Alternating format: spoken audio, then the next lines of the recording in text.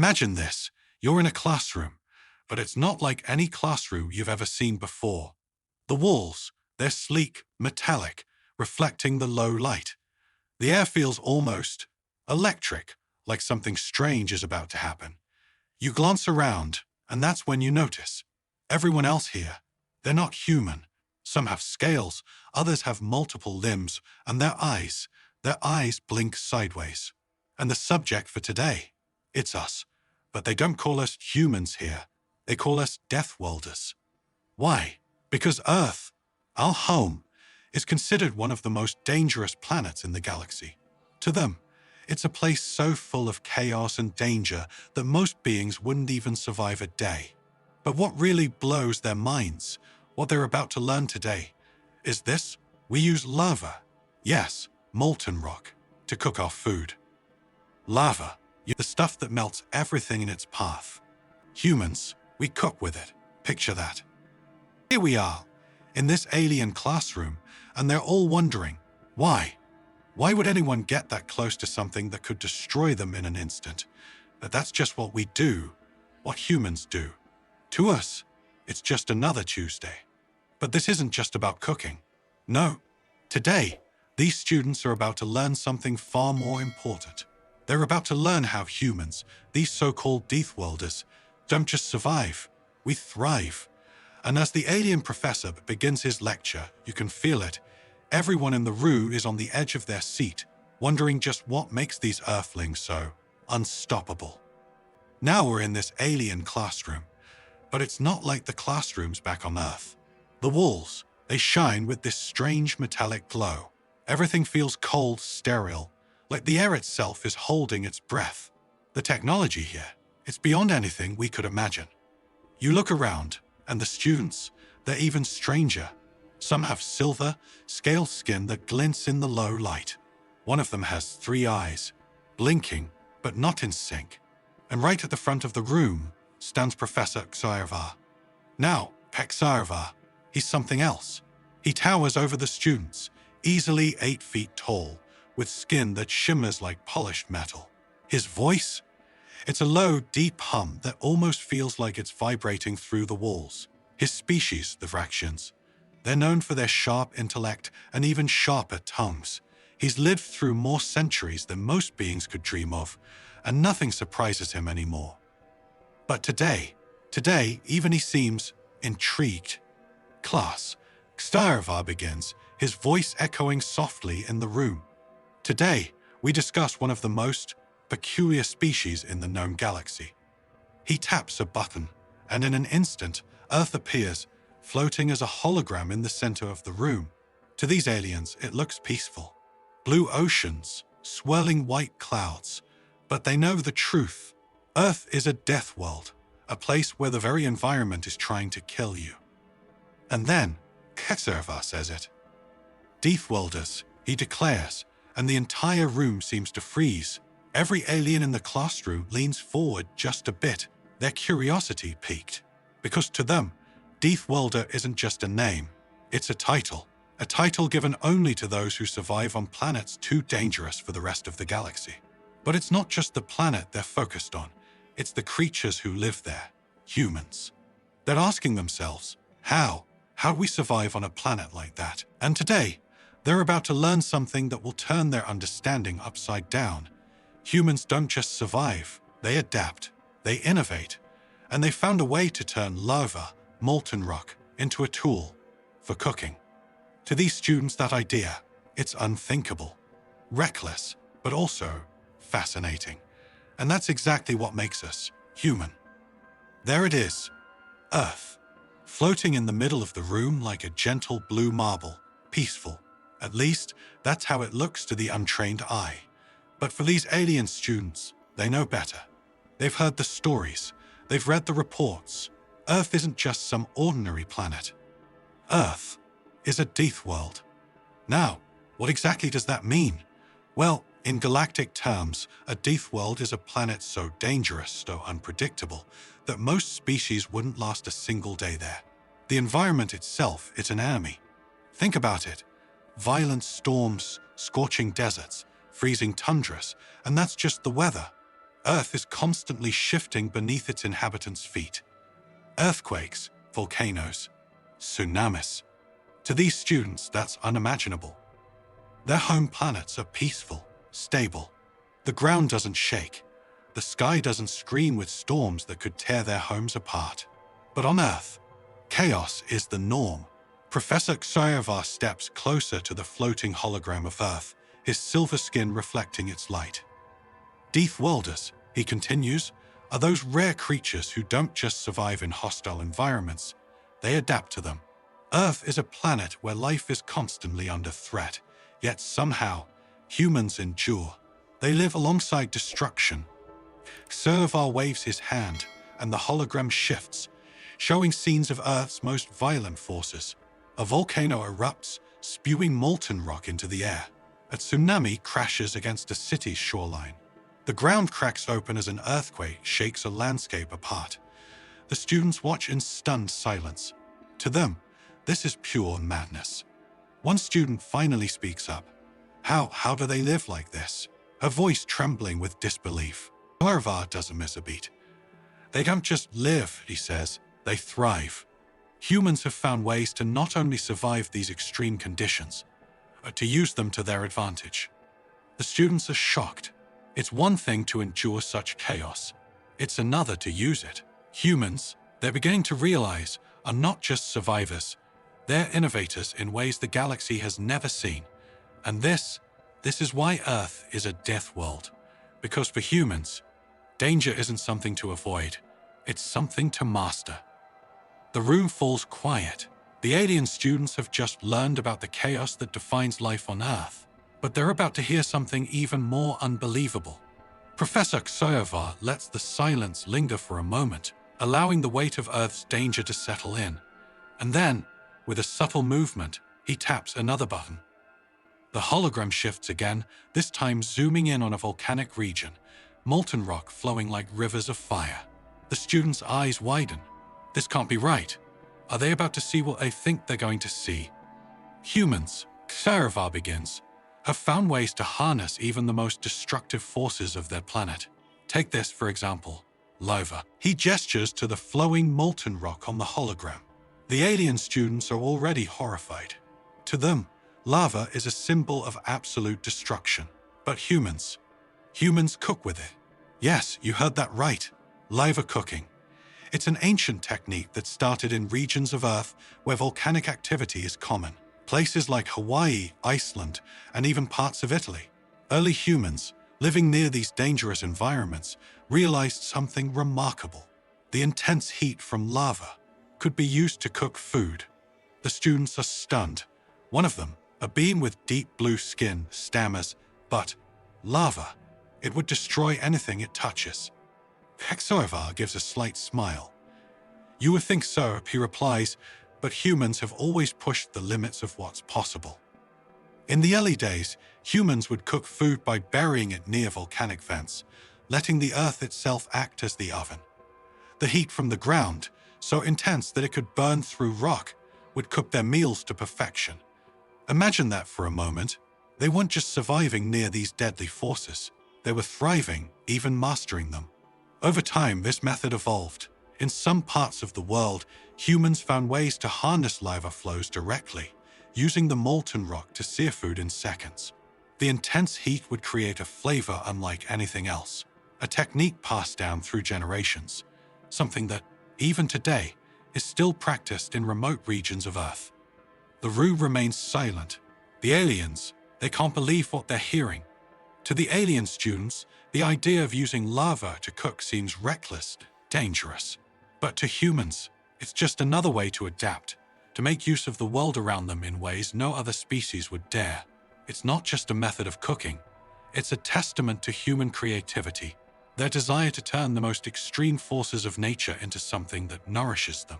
And this is where the legend of Deathworlders begins to take shape. Humans, they don't just survive their environment. They use it, control it, and even cook with it. The silence in the classroom is deafening. The alien students are frozen, their minds struggling to grasp what they've just heard. Lava. For cooking. To them, the idea is unthinkable, impossible. Lava is destruction. It's chaos made real. But humans look at it and think dinner. One student, a tall, insect-like creature with delicate wings, finally breaks the silence.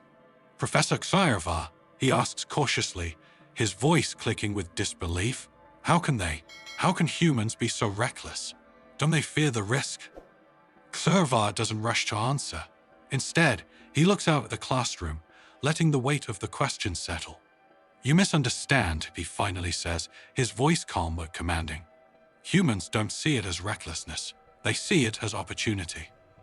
The room stirs slightly, but the confusion isn't going away. Another student with skin that glows faintly in the dim light leans forward, shaking their head in disbelief. But lava, it could melt through anything it touches. How would they control something like that? Xayarvar nods, acknowledging the confusion. That's what makes humans different, he replies. They've spent their entire existence mastering their environment, pushing the limits of what can be controlled. To them, the danger isn't something to be feared. It's something to be understood, and once they understand it, they use it. The alien students are quiet again, trying to process what they're hearing.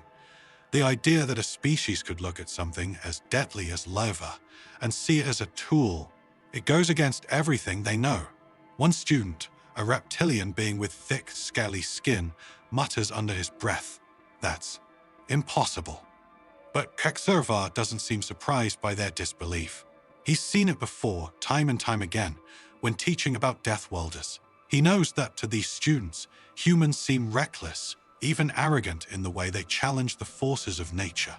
But he also knows that this is what sets them apart from every other species in the galaxy. It's not impossible, Xayarvar says, his voice softer now. It's human. Let that statement hang in the air for a moment. The classroom remains still. The students are no longer questioning the facts. They're not debating whether humans really do these things. Instead, they're starting to feel something else. Respect. Because while the idea of cooking with lava might seem insane to them, it's also brilliant. It shows a kind of thinking that's beyond what they've ever considered. A species that doesn't just survive the deadliest planet in the galaxy, but thrives by finding ways to use its most dangerous forces. The students exchange glances, no longer in disbelief, but in awe. They've learned something today that goes beyond just facts and figures. They've learned that humans, Deathworlders, are more than they seem. They're not just survivors, they're creators. They turn danger into something useful, even into something beautiful. The room is quiet, but the atmosphere has changed. The disbelief is fading, and something else is taking its place. The alien students are beginning to understand there's more to humans than meets the eye. They don't just endure their environment, they embrace it. And the idea of cooking with lava, it's not just some wild experiment. It's deeply rooted in human culture. Professor Xayarvar senses the shift in the room. He steps closer to the hologram of Earth, which still shows molten lava flowing down the side of a volcano. To humans, he begins, extreme cooking methods like lava cooking aren't just about survival. They're about connection, a connection to their environment and to each other. He points to the regions where these traditions began. Take Hawaii, for example. An ancient tradition known as the Imu involved cooking food underground, using the heat from the earth itself. It wasn't just about the meal, it was about the community. Entire villages would come together, spending hours preparing the food, burying it in the ground, and letting the volcanic heat cook it slowly. To the humans, this wasn't just a way to eat. It was a ritual, a time to gather, to celebrate, to connect with each other and with the land. The alien students are listening intently now. The confusion has given way to curiosity and something deeper. Respect for these traditions. What once seemed reckless now feels purposeful. This technique, Xayarvar continues, is passed down through generations. Families teach their children how to harness the heat of the earth. And it's not just in Hawaii. In Iceland, humans have used volcanic steam to bake bread for centuries. In Italy, there are places where lava is used to sear food instantly, creating flavors that no other method could achieve. The students are starting to see it. This isn't just about using dangerous elements for the sake of it. Humans have turned these extreme methods into a form of art, a way to honor their past and their planet. To them, lava cooking isn't just about food. It's about tradition, about keeping a piece of their history alive. One of the alien students, a creature with shimmering purple skin, speaks up softly. "It's beautiful," she says, her voice filled with awe. "They've turned something so dangerous into something so meaningful." Xhovar nods slowly. "That's the human way," he replies. "Where others see danger, they see opportunity. And they don't just use it, they celebrate it." The students sit back, processing what they've just learned. What once seemed reckless now feels profound. Humans, these Deathworlders, don't just survive the forces of nature. They find ways to turn those forces into something greater, something that connects them to their ancestors, their culture, and each other. As the alien students absorb what they've learned, the room falls into a thoughtful silence. They now understand the beauty and tradition behind extreme cooking methods like using lava. But one question still lingers in the air. How dangerous is it? One of the students, a slender being with translucent skin, nervously raises a hand. Professor SciFi, she asks, her voice cautious. "But isn't it still dangerous? Cooking with something so volatile, isn't the risk too great?" SciFi tilts his head slightly, considering the question. "Yes," he says after a moment, "there is always risk. Lava is not a force to be taken lightly. One wrong step, one moment of carelessness, and the consequences could be catastrophic." He points to the hologram, where lava is flowing down the side of a volcano, glowing red-hot. The heat from lava is intense, over 1,200 degrees Celsius.